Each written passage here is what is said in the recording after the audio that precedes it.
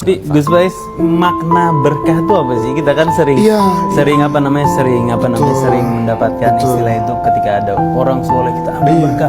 Atau kita bawain kopi, atau kita nyuciin tangannya, yang penting kita dapat berkah. Atau kita kesentuh mulut kita sama tangan dia dapat berkah.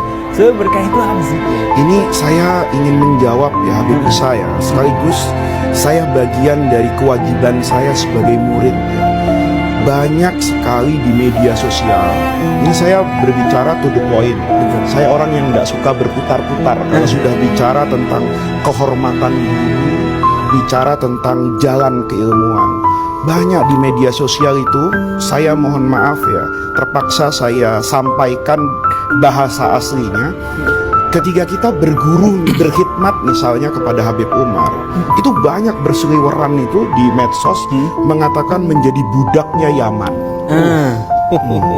Ini saya sedih ya, karena yang menulis itu adalah orang yang mengaku bahwa dia lahir dari rahim ahli sunnah wal jamaah. Saya merasa kaget ya, kalau ada orang seperti itu. Kenapa demikian? Karena ketika kita berkhidmat kepada guru, kita itu tidak pernah merasa rendah loh. Tapi justru ada rasa kesyukuran yang luar biasa di dalam diri kita. Kok Allah ngizinin saya? Betul. Saya itu pertama kali diberitahu oleh utusannya Habib Muhsin itu, Habib Umar akan ke Indonesia, dan pertama kali minta supaya Faiz datang ke rumah beliau, ingin men-setting berbagai kesempatan agar saya bisa mendapatkan barokah dari Habib Umar. Itu saya kosongkan jadwalnya itu. 4 hari itu saya betul-betul tidak menerima undangan dari jauh-jauh hari. Dan ketiga saya misalnya ya hadir di Istiqlal, baik sebagai yang membaca atau sebagai hadirin yang berdesak-desakan ya, itu tidak ada Habib merasa bahwa saya itu direndahkan. Justru saya sedang merasa izzah. Inilah saya yang sedang mencari jalan kemuliaan. Kenapa demikian? Tabarruk di dalam terminologi aswaja itu sama dengan tawassul, Habib. Saya ini melakukan tradisi, kan kita bertawassul. Saya rasa kalau ada orang tidak pernah bertawassul, itu diragukan keaswajaannya, diragukan ke-NO-annya. Kalau kita pahami secara ekstrim ya. Orang kita biasa tawassul kan. Tawassul itu dengan apa, Habib? Saya misalnya mencium Hajar Aswad, itu saya rela kepanasan, saya rela antri. Itu kan saya sedang bertawassul kepada Hajar, bukan karena Hajarnya. Allah taruh keberkahannya. Ya iya. Kalau Ka'bah itu kita tawafin, itu kan bukan karena batu dan bangunannya. Betul. Dia dari aspek bangunannya itu tidak berbeda dengan bangunan yang lain. Al-Hujrah Asy-Syarifah itu ya kamar. Tapi karena di dalamnya ada jasad Sayyidul Anbiya wal Mursalin, maka saya memperlakukan itu kan berbeda dengan kamar yang lain. Lah, ini namanya pemahaman tawassul dan tabarruk. Barokah itu kan ziyadatul khair. Saya ingin mendapatkan kebaikan. Nah, kita perlu tahu kebaikan itu semuanya dari Allah. Dan Allah itu punya sunnah, tradisi meletakkan kebaikannya itu pada makhluk-makhluknya, bukan dalam artian saya beribadah dan menyembah makhluk itu, tetapi penghormatanmu kepada makhlukku yang ini itu bagian dari ketaatanmu kepada saya, kata Allah. Kan sederhana, Habib.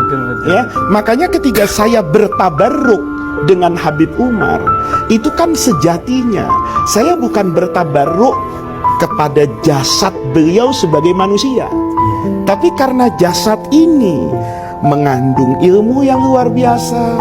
Tangan beliau itu saya cium, kenapa? Kan kenapa nggak saya cium tangan orang lain, wong sama-sama tangan. Betul. Ini kan bukan soal tangannya, tapi tangan ini mengajarkan akhlak.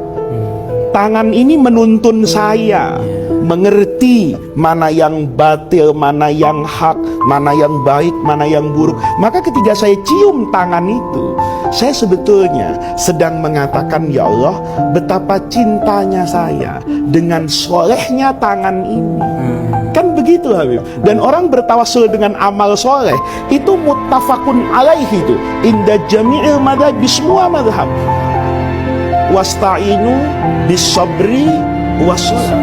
itu kan saya atawassal ilallah bi sholati ana. Saya ingin mendapatkan ketenangan hidup, wa sholli alaihim inna sholataka.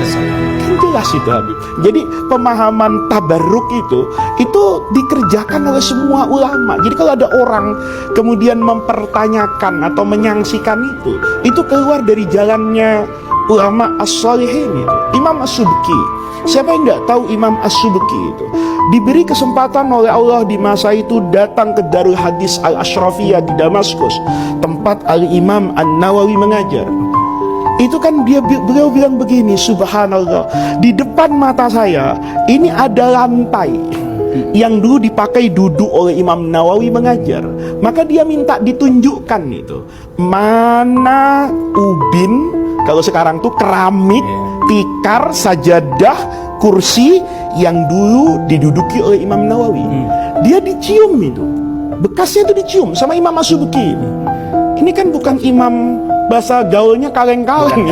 Ada imam bimakna kalimat. Itu imam sami'illah amas wajhi biharni wajhi. Saya ingin letakkan wajah saya, jidat saya, tempat yang paling mulia dari tubuh saya itu di tempat masakhu qadaman Nawawi, di lantai yang pernah diinjak oleh Al-Imam An-Nawawi. Apa berarti Imam Subki itu menyembah Imam Nawawi? Bukan. Dia ingin mengatakan kepada Allah, ya Allah, ubin ini, lantai ini berbeda bahkan dengan lantai rumah saya. Kenapa? Lantai ini diinjak oleh seorang mulia Al-Imam An-Nawawi, Imam Syafi'iyah fi zamani, pemimpin dalam mazhab Syafi'i. Nah, itu namanya kita bertabaruk. Jadi bertabaruk itu ingin mengambil keberkahan. Ya Allah, saya cium lantai ini bukan karena lantai, karena dulu di sini Imam Nawawi. Ciuman saya terhadap lantai itu sedang mengekspresikan kecintaan saya kepada orang soleh. Mencintai orang soleh itu kan perintah Allah. Gitu. Maka saya sedang bertawassul itu.